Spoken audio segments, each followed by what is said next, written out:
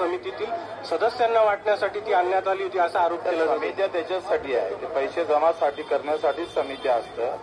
आणि 15 वर्षाचा भाजपाचा जर कार्यकाळ पाहिला तर प्रचंड भ्रष्टाचाराचं प्रमाण वाढलेलं आहे। नैतिकता नावाची गोष्ट पूर्णतः घसरली आहे। न्यायालयामध्ये लोकांना संशय यायला लागला। निवडणूक आयोग सुद्धा संशयाच्या घेरात सापडलेला आहे। सरकार आपल्याशी जो चांगलं वागेल त्याच्यासोबत सरकार चांगलं वागेल। सरकार म्हणून पक्ष चालवण्याची जी मानसिकता अधिकाऱ्यामध्ये आली, म्हणजे आपण पाहतो का एखाद्या राजकीय पक्षानं पार्टीच्या नेत्यानं जसं प्रशासन चालावं तसं अधिकारी चालवावं लागलं आणि त्याच्यामुळं प्रचंड भ्रमनिराश लोकांमध्ये आहे। एकंदरीत वातावरण जे आहे का भारतीय जनता पार्टीच्या विरोधात बोलणं म्हणजे देशाच्या विरोधात बोलण्यासारखं आहे। आणि भाजप आणि भ्रष्टाचार हे समीकरण आता जुळलेलं आहे। तुम्ही पहा का अजूनही संजय गांधी असन, MRGSच्या मजुराचे पैसे असन 6-6 महिन्यापासून भेटत नाही। कित्येक लोकांच्या घरकुलाचे पैसे, काल मराठवाड्यामध्ये विहिरीचे पैसे भेटले नाही म्हणून आमच्या एका कार्यकर्त्यानं झाडावर चढून आंदोलन केलं। माझ्याजवळ मॅसेज आहे, मी फडणवीस साहेबांना मॅसेज पाठवला। तो बुलढाणा जिल्ह्यातला एक मजूर आहे, त्या मजुराला घरकुलाचे पैसे 15,000चा पहिला हप्ता आला, नंतरचा हप्ता दिलाच नाही आणि जर हप्ता लागत असेल तर आम्हाला 20,000 रुपये द्या असा अधिकारी कर्मचारी तिथं सांगितलं जातं। 1.25 लाख घरकुलाच्या योजनेमध्ये 20,000 जर हप्ता टाकण्यासाठी दिला जात असेल तर मग राहिलं काय शिल्लक?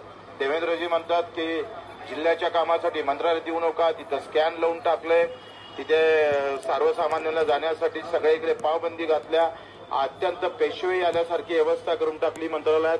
सामान्य माणसाला जाणं कठीण झालेलं आहे आणि जिल्हा स्तरावरचा करप्शन बंद व्हायला तयार नाही। पालकमंत्री फिरत नाही, पालकमंत्र्याचे वाद आहे आणि मग अशा याच्यात सामान्य माणसासाठी सरकार शिल्लक राहिलं असं काही चित्र नाहीये। ही सगळी रोकड सापडली आहे। सुरुवातीला खरं तर कारवाई करायला पण टाळाटाळ झाली होती। मला माहिती आहे, मी आदिवासी समितीमध्ये होतो आणि मी जेव्हा धारणीला दहाल टाकली होती तेव्हा त्या आश्रमशाळेतलं 8 वर्षाचं सामान विद्यार्थ्यांना दिलंच नव्हतं आणि मग सगळे समितीवाले म्हणे आता उठा चला आता आपण हे गुंडाळून टाकू। पण मी तिथं 2 वाजेपर्यंत थांबलो, सगळ्या लोकांना बोलावलं आणि ते सामान वाटून दिलं आणि त्यांच्यावर फौजदारी गुन्हे दाखल केले। समित्या ह्या प्रशासनावर खरं तर अंकुश लावण्यासाठी असतं केलेला। पण 10-10 वर्षाचा 2-2 वर्षाचा कारभार बरोबर चालतं का नाही चालत, 1 रुपया वरतून टाकला तो खालपर्यंत किती गेला याच्यासाठी ह्या समित्या असतं। पण ह्या समित्या अर्ध्या अधिक करप्ट झालेल्या आहे आणि त्याच्यामुळे आजची स्थिती अत्यंत वाईट आहे।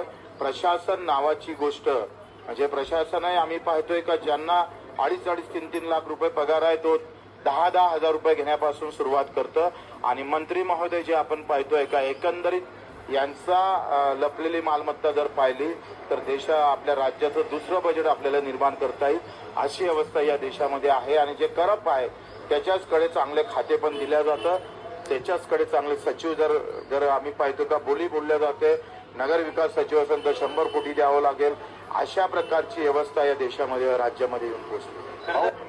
मात्र अजूनही कृषी मंत्र्यांकडून शेतकऱ्यांना नुकसान भरपाईचं काही आश्वासन दिले? मला वाटते हा स्टँडिंग शासन निर्णय आहे। पहिली गोष्ट तर 2023चा जो शासन निर्णय होता पीक विम्याच्या बाबतचा त्याच्यात 5 टिगर दिले होते।